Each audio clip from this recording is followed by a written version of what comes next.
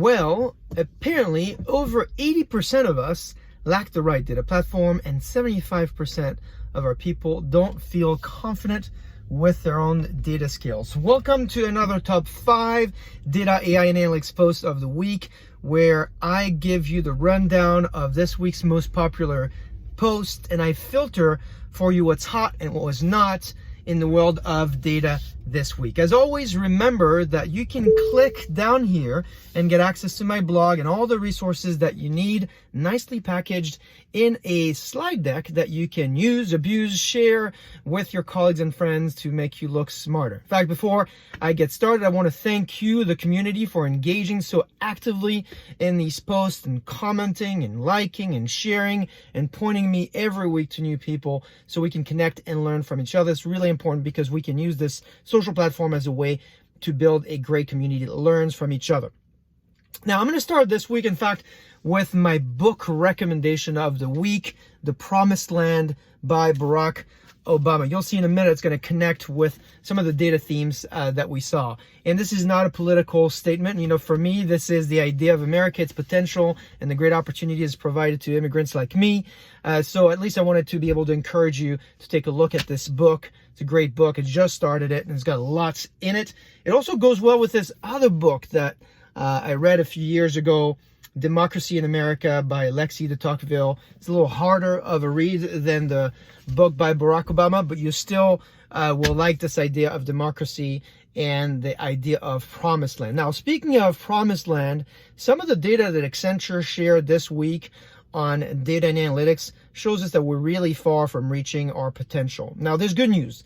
The good news is that data-driven organizations typically grow at an average of more than 30% annually. So that's the good news. But the bad news is that 75% of employees still do not feel fully prepared to use data effectively. 84% of companies lack the right data platform, and 81% of these organizations lack an enterprise data strategy. So pretty dire data. Take a look at the report, and the Accenture team, I'm sure, will be happy to run an assessment for your company. Still really kind of worrisome if you're in the world of data. But speaking of assessment, this past week, we saw also the result of the BARC Data, BI, and Analytics Survey 2021. If you don't know BARC, it's a great research firm that is based in Europe and does these surveys. This week, they published a survey, I think it was over to 2,200 practitioners, IT users, business users in the world of data and analytics, and it found some really interesting trends. So the first one is that master data management, data quality is a very important topic. It's been like this for multiple years. The second one is that cloud for data analytics is becoming a given. And then the third one, which you'll find interesting, is that augmented analytics actually might not be. Now, if you double click in the report, it's a 60+ page report. You could download it for free. I'm putting the link down for you so you can get there. You'll see that cloud data analytics actually jumped by 4 points, which is really interesting. Data preparation dropped while data warehouse modernization is starting to climb.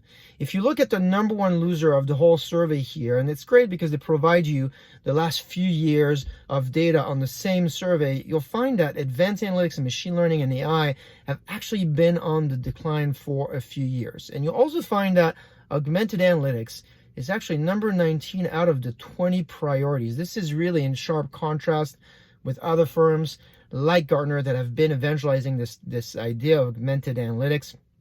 Take a look at the report. It's going to provide some great balance, and at least you should reach out to the analysts. If you don't know them, they'll give you some of their insights. What's great about this report is that it breaks up the answers of the surveys by persona. So it allows you to see kind of what an IT user versus a business user might have said or answered the question. It really shows a misalignment inside organizations. Like the importance of data management was very nicely tied between IT and business, but you could see that topics like data warehouse modernization was not. So anyway, it's a great report. You can get access to it for free, like I said, and allows you to kind of contrast and compare with your own company.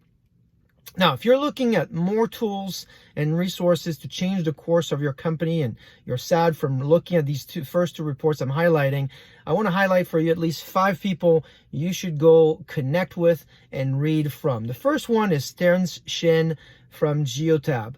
Now, Terrence, for the last 52 weeks, has been publishing on Medium resources on machine learning and AI. And this week, he published a great post called The 12 Machine Learning Algorithms You Can't Afford to Ignore in 2021. I think I'm paraphrasing the title, but at least that's how I felt about reading. It's a great read. And thanks for Christina for connecting me to Terrence.